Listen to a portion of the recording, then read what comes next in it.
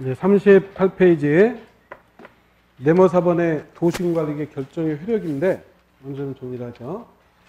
광역도시계획과 도시공개본계획은 그 계획이 확정돼도 구속력이 없어요. 비구속적 계획. 효력 자체가 없어요. 도시공관리계획은 구속적 계획이라고 했죠.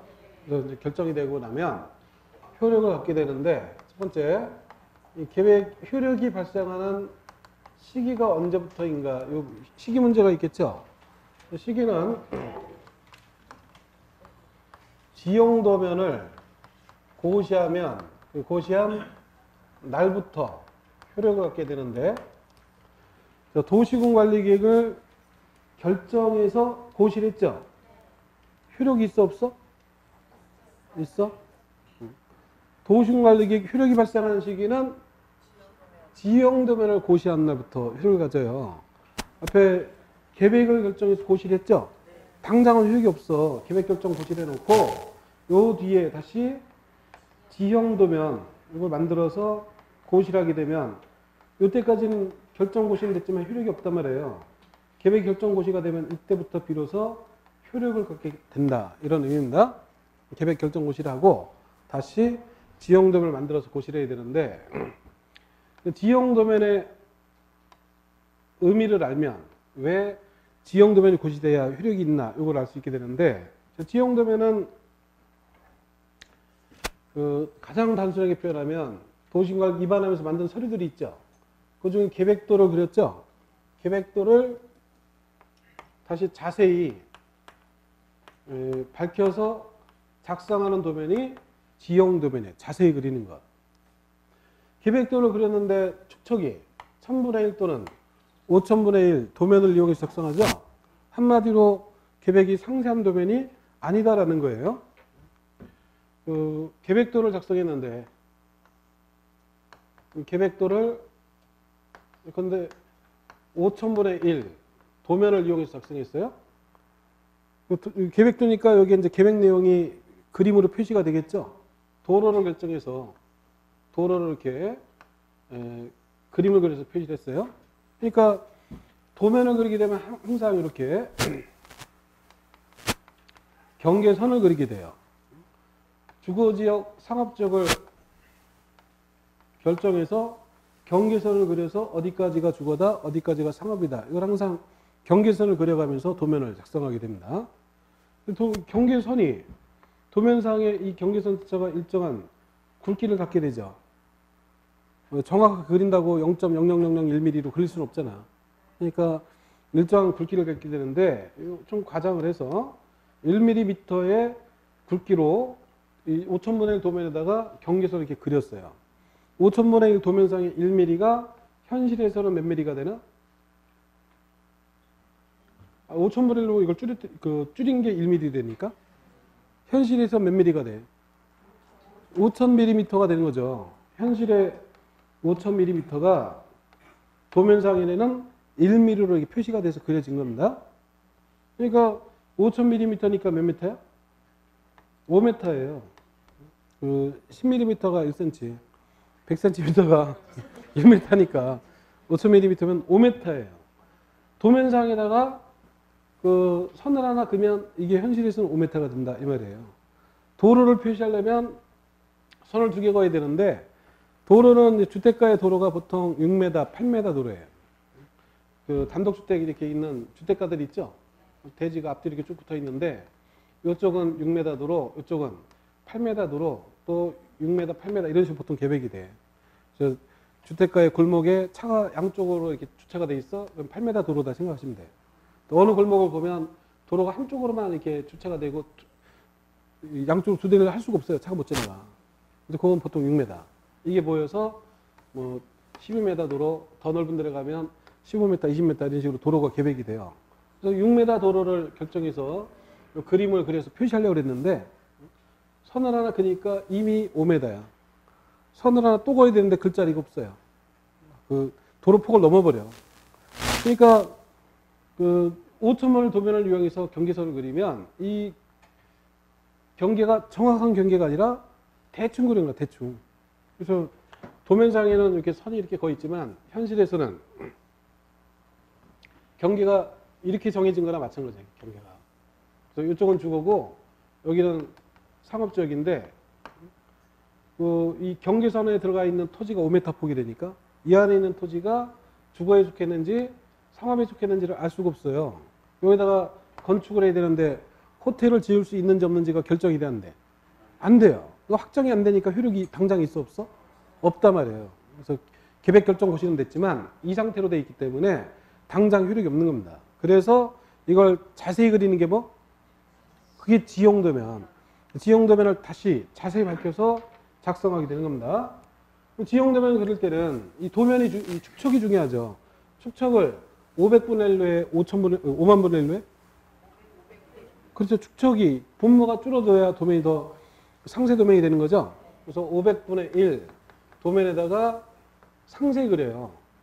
그러면 이 경계선을 좀 더 정확하게 그릴 수 있게 되죠. 도면이 크니까. 5,000분의 1 도면 이게 500분을 바뀌면서 도면이 몇 장으로 늘까? 한 장이? 이게 분모가 10배니까 길이가 10배면 면적은 100배가 되죠. 그래서 한 장으로 그렸던 거를 이걸 100장으로 나눠가지고 자세히 그리는 거예요. 큰 도면에다 자세히 그리니까 똑같은 1mm로 선을 그어도 차이가 5,000mm가 아니라 500mm 차이가 될 거고 500mm니까 50cm인데 50cm도 사실은 너무 차이가 크죠. 도시적에서 50cm가 막 땅이 왔다 갔다 했다가 막 난리 나죠. 그래서 이거는 과장을 해가지고 1mm니까 이게 차이가 큰 거고 실제 이제 도면을 작성할 때는 0.1mm 또는 0.2mm 이런 선을 그어야 돼. 이거 맘대로 긋는 게 아니라 다 정해줘요. 선의 굵기는 몇 mm로 해야 되는지 선을 그을 때 실선을 긋는지 점선을 긋는지 색을 칠하는데 주거지역에다가 뭔 색 칠하는데 정해줘. 주거지역에다 무슨 색을 칠할까? 주거지역에 노란색 칠하고 노란색. 노란색 여기서 노란색 칠해야 돼. 여기다가 막 아무거나 칠하는 게 아니에요. 상업지역에 뭔 색 칠해? 빨간색 칠해야 돼. 공업지역에는 공업 공장 지분 가보면 다 파랗잖아. 그래서 공업지역은 파란색 칠해요. 준주거면 준주거는 주거에 상업 업무가 보완된 지역이야. 노란색하고 빨간색 섞으면 주황색 되죠. 주황색 칠해요. 중공업은 보라색 칠하고 이런 식으로 이제 다 정해줘. 정해진 대로 칠하는 거예요. 그래서 나중에 색깔도 아셔야 돼. 실물하셔야 되는데 아파트 좀 져야 되는데 땅 좀 구해달라 그랬더니 웬 파란색을 구해다 주냐. 그럼 공장 가져야지 아파트 못 져. 그러니까 무슨 색을 찾아야 돼? 빨간색을 찾아? 아파트 짓겠다는데? 노란색을 찾아. 노란색. 노란색을 찾아도 잘 찾아야 돼. 파란색 옆에 노란색을 찾으면. 그러면 이제 주변이 다 공장지 되고 별로 안 좋은 거지. 녹색 옆에 노란색이면. 공기는 좋겠지. 살기는 불편해요. 녹색이니까 주변이 다 뭐 녹지라든지 또는 뭐 이런 지역이니까 공기는 좋아도 살기가 불편하지. 그러니까 제일 좋은 거는 빨간색 옆에 노란색을 찾아야 분양도 잘 되고 살기도 좋고 막 편하고 이렇게 되겠죠. 이거 나중에 색깔도 봐야 되는데 그 색깔까지 정해줘. 누가 정해줘? 이걸 정해준다니까 무슨 선을 써라. 이 서류를 작성할 때 기준하네요. 기준, 작성 기준. 누가 정해줘? 국토교통부 장관이 정해줘. 이걸 다 일일이 도면을 그릴 때 어떤 선을 써야 되고 색은 뭘 칠해야 되고 이런 걸 다 정해준다니까.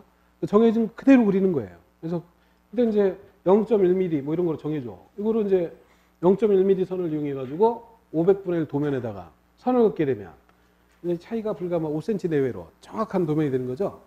그러면 뭐 그 정도 차이야 막 허용된 오차 범위 내죠. 그러면 이제 정확하게 이 안에 있는 토지가 여기까지는 호텔 못 짓고 여기부터 호텔 가는 거다 확정되죠. 그러니까 이게 정확하게 정해져야만 그때부터 효력을 갖게 된다 이런 얘기예요. 그게 무슨 도면? 지형도면. 지형도면을 작성하면 그때부터 비로소 효력을 갖는 겁니다. 근데 시험에 낼 때는 고시한 날부터인데 가끔 여기다가 다음 날을 써서 속이는데 다음 날이 아니라 고시한 날부터 효력을 갖는 겁니다. 그 지형도면의 의미를 알았으니까 지형도면을 누가 작성할까 알 수가 있죠. 지형도면 작성은 원칙은 누가 될까? 그래도 당연히 특광시군이 될 수밖에 없어요. 왜냐면 이 지형도면이란 입안하면서 만든 계획도를 자세히 그린 거니까 그 계획도를 그렸던 사람이 다시 그려야 정확히 그리죠. 계획도라는 거는 입안하면서 만든 서류고 그 입안을 누가 했어? 특강시군이 입안했으니까 지형도면도 특강시군. 예외로 누가? 국토부, 해수부, 도의사가 또 작성을 하는 겁니다. 또 지형도면 작성 원칙은 특강시군.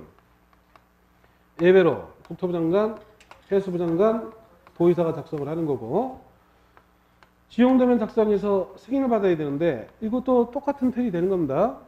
작성은 요 사람들이 했어. 그 다음에 그 승인을 받아야 되는데 계획 결정하는 거나 똑같은 틀로 이해하시면 돼. 근데 특별시장이 계획을 위반하면 결정을 누가 했나? 특별시장이 했죠. 광역시장이 위반하면 광역시장이, 국토부가 위반하면 결정도 국토부가 했고 해수부는 해수부 장관이 결정하고 도의사가 위반하면 도의사가 결정하죠.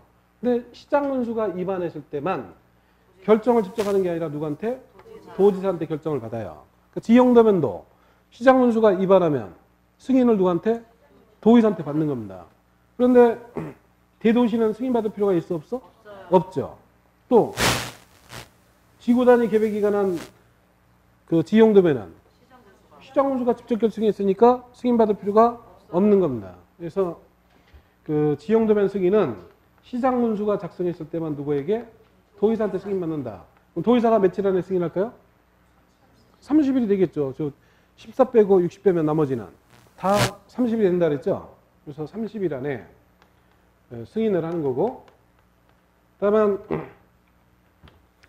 그 시장군수가 도의사 승인받을 때 두 가지 주의해야 되는 거죠. 첫 번째, 대도시 시장의 경우에는 승인받을 필요가 없다. 두 번째, 무슨 계획은?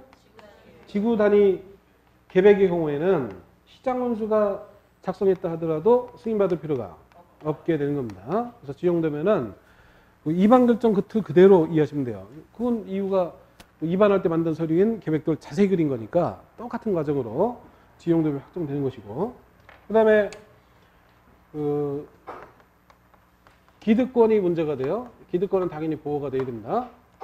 기득권이란 계획결정 당시부터 뭔가 해야 기득권이지 계획결정 다 끝난 뒤에 뭐 시작하는 건 기득권이 아니죠. 계획결정 당시부터 허가를 이미 받았는데 그 기득권으로 보호가 될까 안 될까? 계획결정 당시에 이미 허가 받아놓은 거. 그건 기득권이 아니에요. 그거는 허가 다시 받는데 특별히 문제가 안 돼요. 허가 받을 거 받고 신고할 거 신고한 다음에 되면 그때부터 이제 기득권으로 인정돼.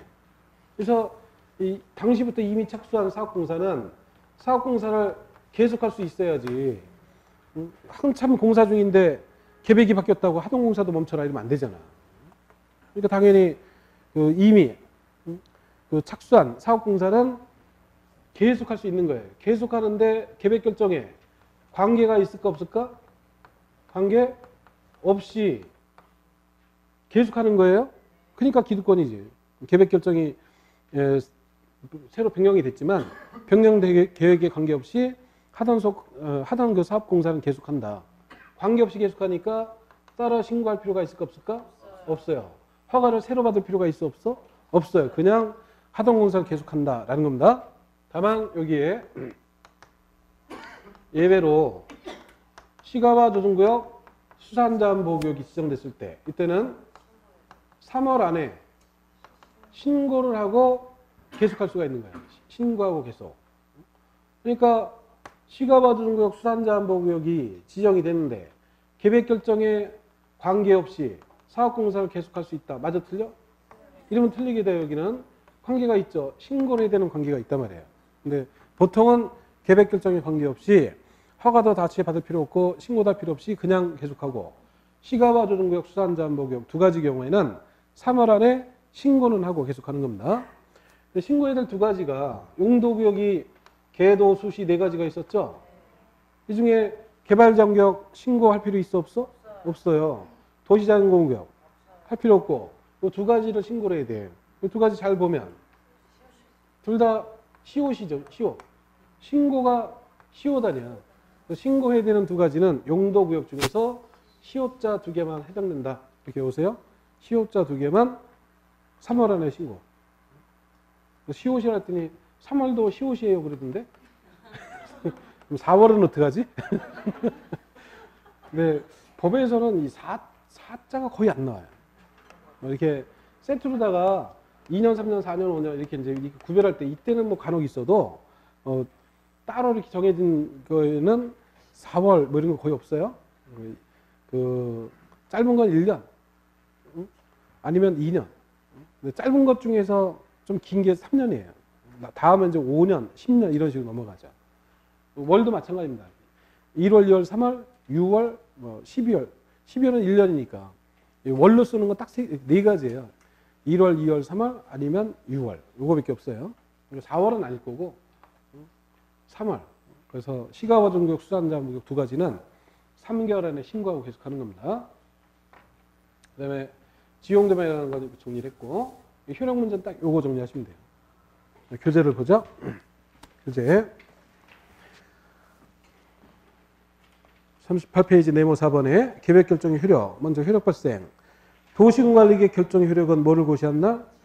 지용도면을 고시한 날부터 효력을 갖는 겁니다. 그래서 다음 날이 아니라 고시한 날부터. 그다음 2번에 시행 중인 공사에 관한 특례 원칙. 도시군관리계 결정 당시. 일단 당시부터 뭔가 해야 되죠. 이미 사업이나 공사에 어떻게 해야 돼? 착수를 해야 돼. 착수. 착수를 안 하면 허가를 이미 받았어도 착수 안 한 상태에서는 기득권 보호가 안 된다 이 말입니다. 착수하는 게 급하니까 허가도 안 받고 그냥 착수해 버렸어요. 이러면 그러면 이제 안 되고. 그래서 가로 안에 이 법이나 다른 법에 따라 허가, 인가, 승인 등을 받아야 될 때는 그 허가 등을 받아서 착수한 경우를 말하는 거고, 이와 같이 당시부터 이미 착수한 경우에는 도시군관리계 결정에 관계가 있다 없다? 관계없죠. 관계없이 사업이나 공사를 계속할 수 있다. 따라서 따로 신고할 필요가 없다 이 말이고, 다만 가로 2번에 예외로 시가와 조정구역이나 수산자원보호구역 지정에 관한 계획결정 당시 이미 사업공사에 착수한 자는 계획결정 고시일로부터 언제까지? 3개월 안에 사업공사 내용을 어떻게 하고? 특광시군에게 신고하고 사업공사를 계속할 수 있는 거죠. 동그라미 2, 3번은 중요한 거 아니고, 3번에 지용도면의 고시 등 가로 1번의 원칙. 특광시군이 계획결정이 고시가 되면 지적이 표시된 지용도의 도시군관리계획사항을 자세히 밝힌 도면, 이 자세히 밝힌 도면을 뭐라 한다? 지용도면. 그 지용도면을 누가 작성한다? 특광시군이 작성을 하는 거죠. 그리고 동그라미 3번에 예외로 국토부 장관, 해수부 장관, 도지사가 도시군관리계획을 직접 위반한 경우에는 특광시군 의견을 들어서 직접 지용도면을 작성할 수 있다. 결국은 이제 위반한 사람과 똑같이 된 거죠. 원칙은 특광시군, 예외로 국토부, 해수부, 도지사가 작성을 하는 것이고, 동그라미 2번에 승인, 시장, 가로 건너뛰고 군수는 지용도의 도시군관리계획, 여기도 가로 건너뛰고 도시군관리계획에 관한 사항을 자세히 밝힌 도면, 이걸 줄여서 지용도면. 시장이나 군수는 지용도면을 작성하면 누구 승인? 도의사 승인을 받아야 된다. 이 경우 도의사는 며칠 안에 승인? 30일 안에 승인을 하는 것이고, 자, 여기서 두 가지 예외를 주의하셔야 되죠. 그 내용 중에 첫 번째 가로에 어떤 시장은 제외다? 대도시 시장은 승인받을 필요가 없다.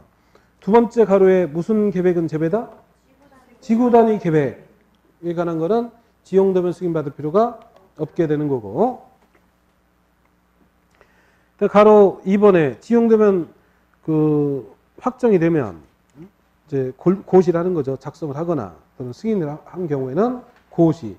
이 고시가 되면 비로소 효력을 갖는다라는 겁니다. 다음 넘어가서 4번에 도시군관리계획 정비, 타당성 검토. 특광시군은 몇 년마다?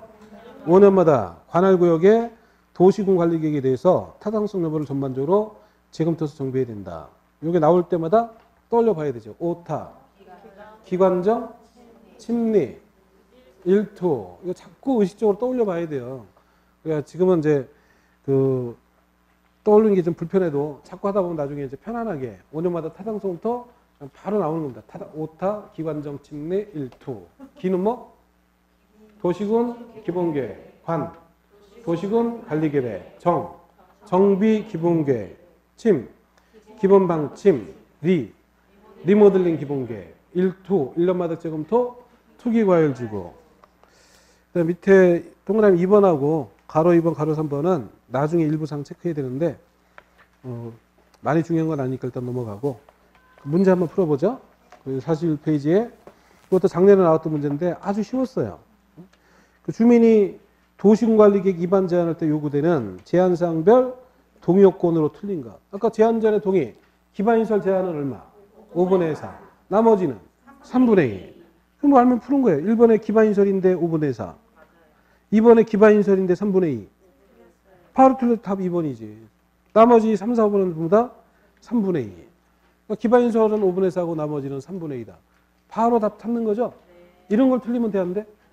근데 이런 걸 자꾸 틀려놓고 어렵다고 하는데 아직 괴로워 죽겠어요? 쉬운 거를 정확히 맞춰야지. 쉬운 거를 틀리고 어려운 문제를 보면서 어렵다 그러면 안 돼. 어려운 건 어차피 찍을 거고 공부를 많이 하든 안 하든 어려운 건 누구나 다 찍어요. 관건은 쉬운 걸 얼마나 정확히 맞추느냐. 여기서 당락 결정되는 거니까 이런 것만 맞춘다 생각하시면 돼요. 뒤에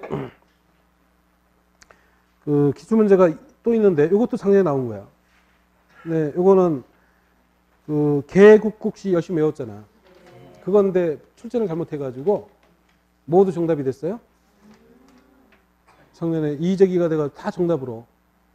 그러니까 지금 앞에서 지금 작년에 기출문제가 한 4문제 정도 여기에 수록된 거 있는데 다 쉬웠어. 저거 푸니까 쉽잖아. 저같이 풀면 답이 딱딱 보이잖아요. 혼자 풀 때도 보이게끔. 근데 그게 딴 게 아니고 요거만 정확하게 하면 지금 다 요거 갖고 해결되는 문제들이 다 나왔단 말이에요. 그 광역도시계획에서는 그 둘 이상 시도에 걸치는데 시도의사가 광역계획권을 공동으로 지정한다. 이걸 바꿔서 나온 거고. 도시군 기본계획은 5년만 알아도 푸는 거고. 5년 이거만 알아도 푸는 거. 도시군관리계획도 지금 요것도 나왔고 여기. 위반 제한 관리에서 동의. 요거 나온 거고. 그 다음에 용어도 쉬운 거 나왔고. 그런 거만 잘 맞추면 되는 거죠. 그래서 쉬운 걸 정확히 잘 맞추게끔 공부를 좀 괜히 욕심내서 막 벌리지 말고 지금 칠판에 정리된 이 내용 요거랑 그냥 확실하게 정리한다. 이런 각오로 열심히 하시기 바랍니다. 다음 주에는 그 챕터 5의 용도지역, 용도지구, 용도구역을 볼 건데 숙제가 하나 있어요. 숙제 70페이지를 보시면 70페이지에 그 표가 하나 있는데 놀랄 필요 없어. 별거 아니에요. 위에 표가 있고 밑에 표가 있는데 위에 있는 표는 너무 단순하니까 그 저절로 알게 되는 거고 그 동그라미 2번에 대통령령으로 정한 표가 있죠. 그 중에 숫자는 빼놓고 숫자까지 외우라는 게 아니고 앞에 용도적과 세분된 용도적 있죠. 그 틀을 외워야 표가 그 숫자가 편하게 정리가 돼. 어차피 이거 알아야 돼. 이거 줄줄 외워야 돼. 나중에 실무할 때도 엄청 필요하고 시험 문제도 관련되는 게 여기저기 자꾸 나오고. 그러니까 이거를 외워야 돼요. 크게 보면 도시적 있고 관리적 있고 농림적, 자연 보존적 있죠. 도시적은 다시 4가지로 나눠지죠. 주거상업, 공업, 녹지로. 도시적은 다시 보면 크게 3가지예요. 전용주거, 일반주거, 준주거. 전용이 1종, 2종. 일반이 1, 2, 3. 상업은 4가지. 공업 3가지, 녹지 3가지. 관리적이 3가지. 이렇게 나눠지는 거. 요 틀을 기억을 해야 된다. 그래서 왜 이렇게 나눠지는지는 다음 주에 정리를 할 거고 외우는 건 여러분들이 외우셔야 되고 좀 미리 좀 외워보세요. 자, 수고하셨습니다. 네.